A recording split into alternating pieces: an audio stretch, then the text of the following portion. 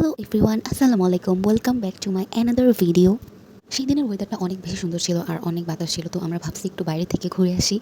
তো আমরা চলে যাচ্ছি হচ্ছে এখন টিএসসি। ভাবছিলাম আমরা টিএসসিতে ঘুরে চা খেয়ে বাসায় চলে যাব, কিন্তু আমার অনেক ইচ্ছা করতেছিল আমরা মেট্রোতে একটু ঘুরি।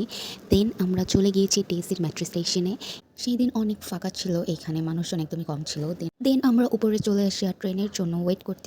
ফাইনালি ট্রেন চলে আসছে, তো আমরা ভাবছি আমরা মিরপুর যাব। তো তখনও ওয়েদারটা অনেক ভালো ছিল, বৃষ্টি ছিল না।